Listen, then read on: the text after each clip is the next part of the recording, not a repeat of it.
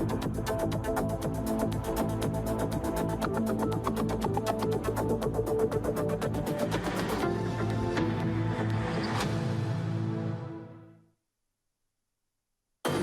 députés de la 7e législature se sont dit au revoir hier à l'hémicycle au cours d'une plénière. Après 5 ans de mandat, l'Assemblée nationale tire un bilan satisfaisant sur l'ensemble du travail parlementaire mené. L'ambiance à suivre dans un instant.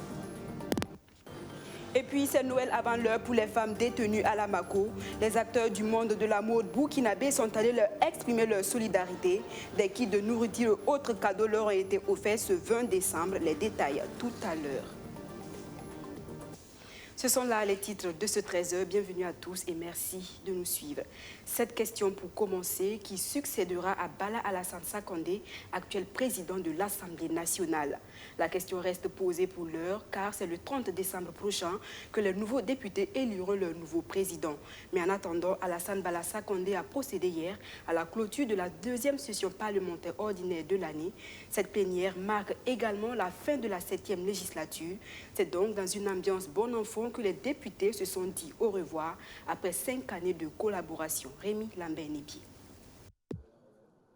Triple clôture en ce 22 décembre à l'hémicycle.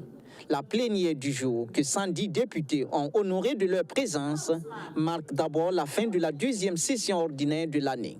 Ensuite, elle consacre la fin de la 7e législature. Et enfin, elle sonne la fin de mandat pour tous les élus. Même si nombre d'entre eux reviendront pour la 8e législature, il y a ceux aussi qui quittent l'Assemblée nationale pour au moins 5 ans. Ambiance d'au revoir ou d'adieu, on pense rester parlementaire dans l'âme.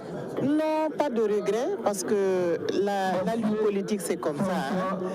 Il y a une vie avant la politique, il y a eu une vie pendant la politique et il y aura toujours une vie après la politique, après l'Assemblée nationale. Donc, il n'y a vraiment pas de problème. La lutte va continuer, le combat va continuer. Je m'évertuerai à poursuivre cela, surtout en faveur des femmes. Aujourd'hui, mon parti n'a pas été reconduit.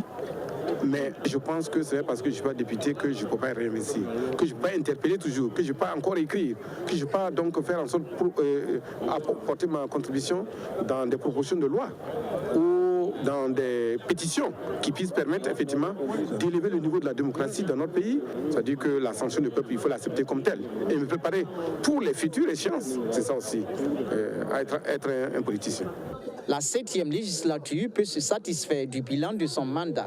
231 lois votées, 54 résolutions prises, 11 missions d'information menées et 7 commissions d'enquête parlementaire initiées.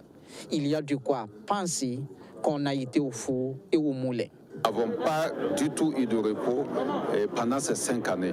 C'est fier et content d'avoir accompli un devoir bien mérité et un devoir de privilégié que nous partons le cœur léger à la fin de cette session. C'est la première fois qu'un Parlement a eu un plan stratégique financé par des bailleurs de fonds extérieurs et par le budget de l'Assemblée et qui a porté de fruits pour notre visibilité, notre notoriété, mais notre sens élevé de pouvoir donc remplir la mission parlementaire. À la tête de cette 7e législature, il y a cet homme, Bala Alassane Sakandé. Il a mené l'institution d'une main de maître et avec le pragmatisme d'un leader d'institution. En ce 22 décembre, son discours ressemble à celui d'un au revoir. Tout en me témoignant de votre fructueuse collaboration, je vous resterai infiniment reconnaissant. De cette enrichissante aventure commune, l'une des grandes expériences personnelles dont je tire, c'est que le chef de Parlement n'est rien, ni ne peut rien, sans les autres membres de l'institution. Et c'est peut-être ce sens de l'écoute qui milite en sa faveur. Il aura marqué ses pairs en 3 années au perchoir. Et il lui en faut plus pour faire davantage preuve de charisme, pensent certains. Je suis à mon 3e mandat avec beaucoup de présidents de l'Assemblée nationale.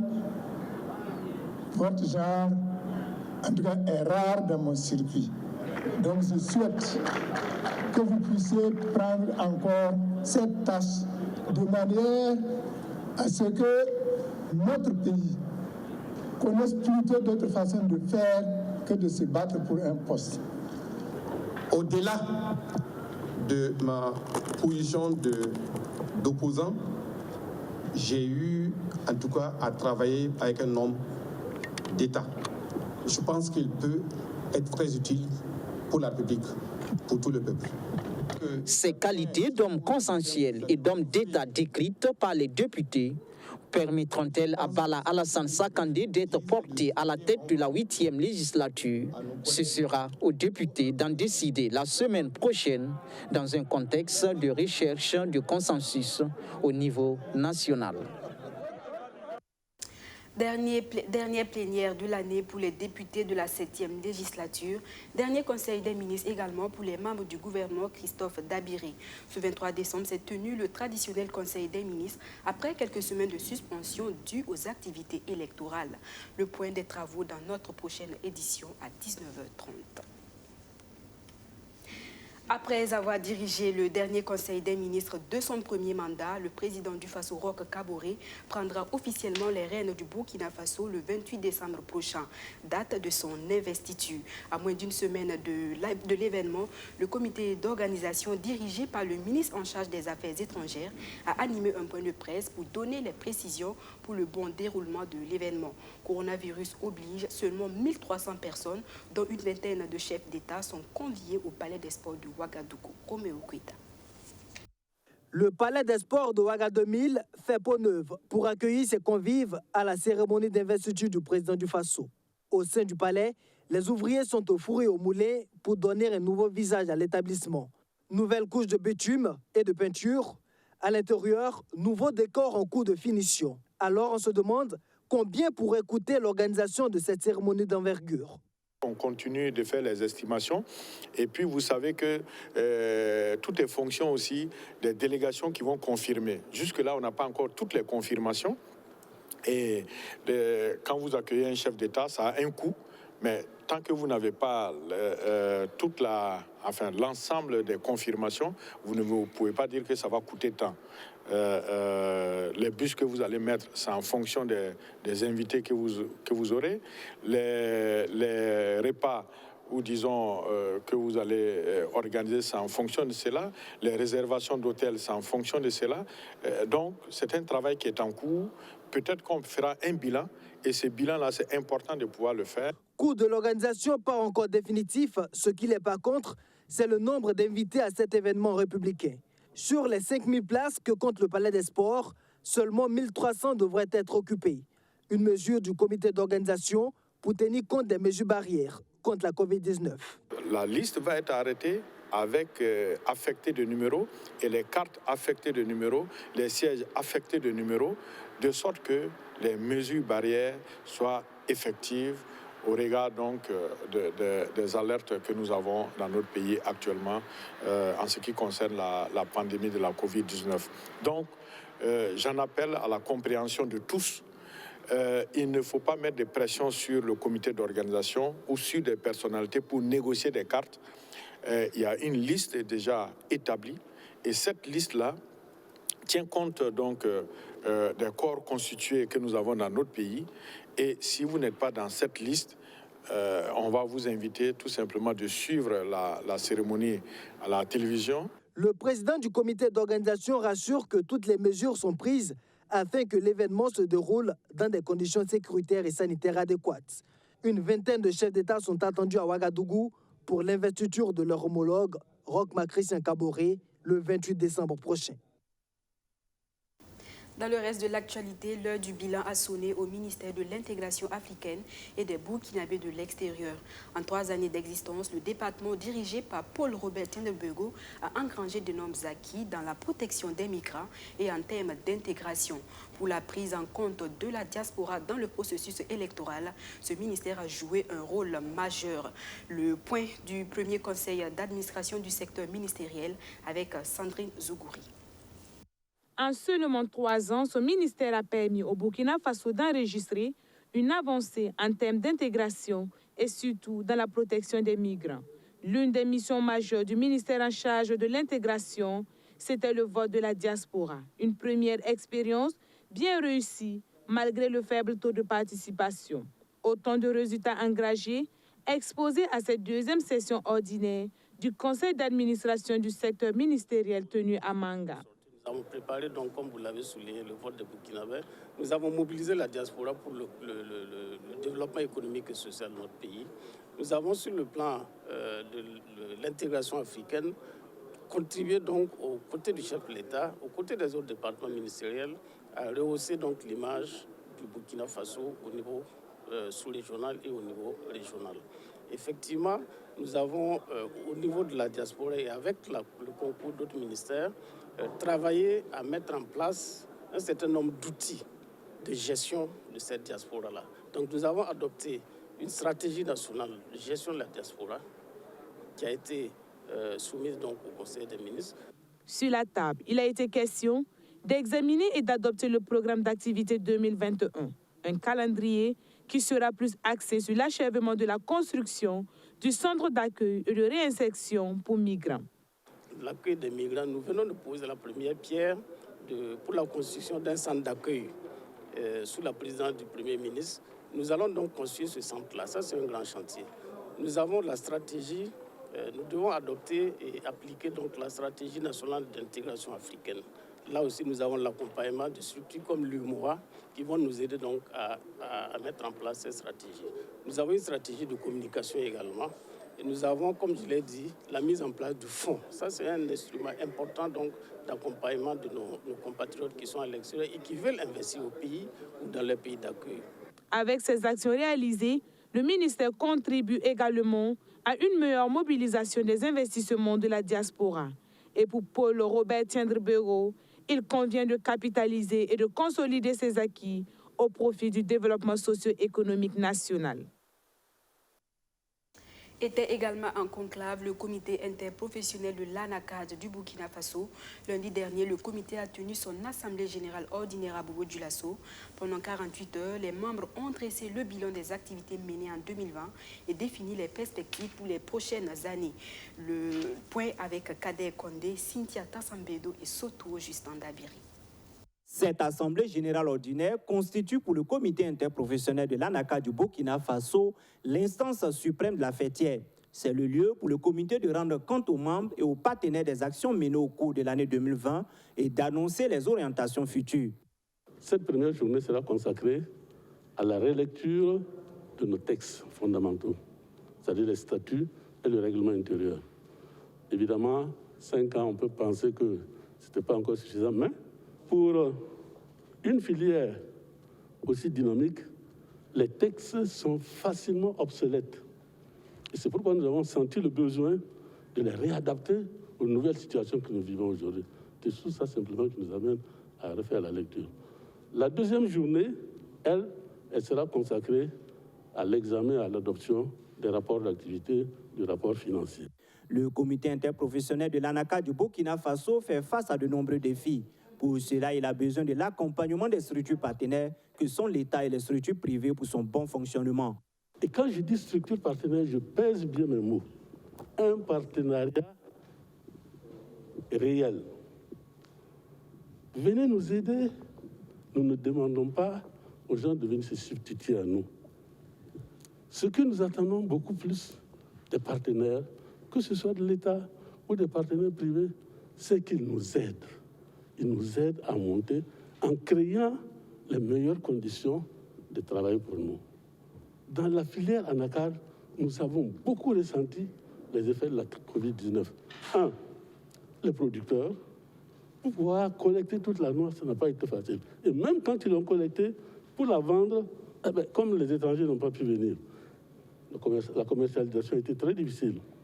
Pire chez les transformateurs, à cause du problème de distanciation, on ne pouvait pas faire venir beaucoup de gens dans les unités de transformation. Donc, actuellement, il y a pas mal d'unités qui ont de la noix en rab.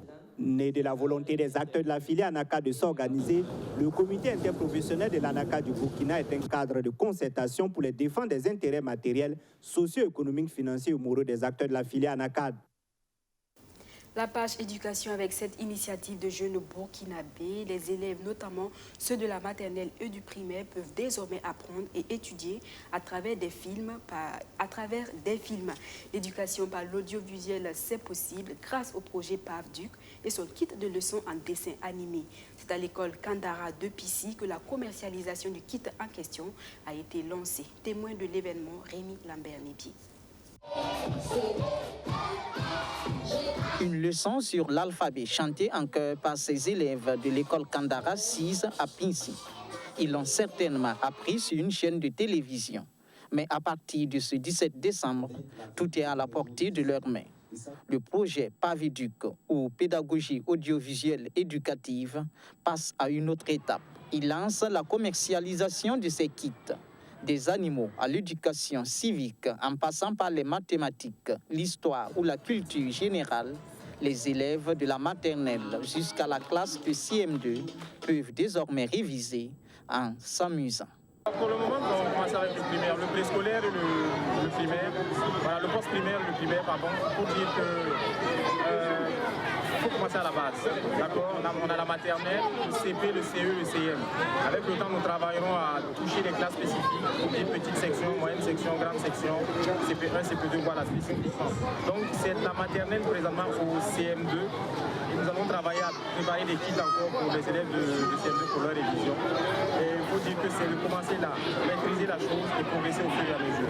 Très attendu par les acteurs éducatifs, ce parent d'élève s'est procuré un kit du cours préparatoire contre la somme de 5 000 francs CFA. Il entend s'en servir pour mieux assurer son rôle d'éducateur. Ça nous permet de suivre nos enfants aussi à l'école, à la maison. La maison surtout. De ne pas laisser les enfants venir à l'école et puis il n'y a pas un modèle de suivi à la maison. Mais ça là, c'est un modèle pour nous. Ça nous permet d'être des enseignants à la maison. Un excellent programme, un excellent projet qui mérite d'être soutenu. Et par les tenants du pouvoir, comme je l'ai dit, mais aussi par nous, les parents d'élèves. Nous avons beaucoup d'intérêt. Universel Group, initiateur de ce programme, compte disponibiliser les kits à travers sa ligne commerciale. Amendés par le ministère de l'Éducation nationale, d'autres pans du programme sont en cours d'élaboration et devront toucher aussi le niveau secondaire. Tout autre chose à présent avec cette reconnaissance du ministère en charge de la communication à ces acteurs qui se sont le plus illustrés cette année par leur abnégation et leur détermination au travail. 45 hommes de médias au total ont été élevés au rang de chevaliers, officiers de l'ordre du mérite, des arts, des lettres et de la communication avec agrafe, télévision et presse écrite. Stéphanie Guien. Ces hommes et femmes de médias sont à l'honneur ce soir. Ils sont faits officiers pour l'un d'entre eux et chevaliers pour les 39 autres de l'ordre du mérite des arts, des lettres et de la communication avec agrafe, télévision et presse écrite. Nous faisons chevalier de l'ordre du mérite des arts, des lettres et de la communication avec agrafe, radio, télévision, presse écrite. Heureux et fiers, les récipiendaires comptent mieux faire pour demeurer dans le mérite de cette distinction. Vraiment, je suis fière parce qu'ils ont reconnu le travail que j'ai fourni au sein de la direction. Voilà, c'est vraiment, je suis très contente. Et je dédie ça à un de mes maîtres du primaire qui m'a tenu de faire toujours bien et vite, jusqu'à elle m'a nommée femme rapide. Et voilà, c'est ce que je mets dans mon travail pour mieux faire et faire rapidement et que ça soit bien. Je reçois ça avec humilité et avec sentiment de reconnaissance qui m'invite à travailler beaucoup, à beaucoup d'abnégation et aussi à demeurer toujours dans l'honneur qui m'a été décerné ce soir, à toujours le mériter et à faire mieux que ça. Le ministre de la Communication encourage les distingués du jour et incite à plus d'abnégation dans le travail. Je pense que le mérite de ces 45 récipiendaires, c'est celui d'avoir donné de leur temps, de leur santé parfois, mais surtout avec beaucoup d'agrégation et beaucoup de conviction au profit du secteur de la communication. Et c'est ce mérite-là, c'est cet engagement, c'est cette qualité du travail qui a été reconnue à travers donc, ces décorations-là. Je tiens donc à exprimer ici, au nom donc, du ministère de la Communication, de tous les travailleurs, tous les remerciements que nous avons à l'endroit de ces valeureux travailleurs. Ce sont au total 45 hommes et femmes de médias qui ont été décorés cette année. 5 travailleurs du département l'avaient déjà été à l'occasion du 11 décembre passé. Dernier point de ce journal avec ce geste de solidarité des acteurs du monde de la mode burkinabé aux femmes détenues de la Mako. En marge de la fête de Noël, des stylistes, des créateurs de mode et des mannequins ont sacrifié à l'esprit de Noël qui est bien entendu le partage. Ils sont allés le 20 décembre rendre visite à ces pensionnaires, les bras chargés de nourriture et autres cadeaux. L'ambiance de la fête avec Mamounata Kabouri. Des ballons gonflables ça et là, de la bonne ambiance. C'est Noël avant l'heure à la maison d'arrêt et de correction de Ouagadougou. Ce dimanche 20 décembre, la famille de la mode burkinabé est venue témoigner sa solidarité aux femmes détenues de la Mako. Nous sommes là avec un ensemble de créateurs de mode et de mannequins burkinabés. C'est pour leur souhaiter une très belle fête de Noël. Et nous sommes ici aussi grâce à des compagnies comme Sisenko, le Champagne Lounge de Ouagadougou. Nous sommes venus leur apporter notre soutien, leur dire qu'elles ne sont pas seules dans cette situation. C'est vrai que nous sommes des gens de la mode, mais nous ne sommes pas dans le nuage. Nous sommes des êtres humains comme elles, comme vous. Et nous voulons leur dire qu'elles ne sont pas seules, que ces choses vont passer, c'est les étapes de la vie et voilà, nous sommes de tout corps avec elles. Le geste est noble, il redonne du sourire. Les responsables et les pensionnaires le savent, ils sont reconnaissants. Nous disons merci parce qu'ils se sont inscrits dans notre politique de réinsertion sociale, qui est une politique qui est très chère au ministère de la Justice. Il faut dire que les détenus sont là pour un certain temps. Et puis après, ils vont rejoindre la société. Voilà, donc on œuvre vraiment à ce que la société puisse les accueillir. Maintenant, si avant même qu'ils ne sortent, et les gens pensent qu'ils sont humains et puis viennent vraiment avec les mains chargées, ils viennent offrir des repas dans la dynamique vraiment de les faire vivre une Noël joyeuse. Nous ne pouvons que dire merci et puis souhaiter vraiment que des gens puissent vraiment emboîter ce pas-là. Je tiens à remercier l'association des stylistes et des mannequins qui sont passés ce matin faire un don et partager avec nous un repas de fête. Nous les remercions infiniment et nous prions pour que l'année prochaine nous soyons aussi dehors pour pouvoir fêter avec nos familles dans la joie et dans la paix, que le Seigneur vraiment les sanctifie davantage. De la nourriture, du savon, des couches pour bébés, ce sont entre autres les présents offerts aux détenus. Un don rendu possible grâce aux fonds collectés lors de la 4e édition de la grande parade de mode en Champagne, tenue le 5 décembre dernier. Voilà, c'était le journal de la mi-journée de la rédaction de BF1. Merci de nous avoir reçus chez vous. Hervé Dapa vous retrouve à 19h30 pour un autre point de l'actualité. Excellente suite de programme sur notre chaîne. À demain.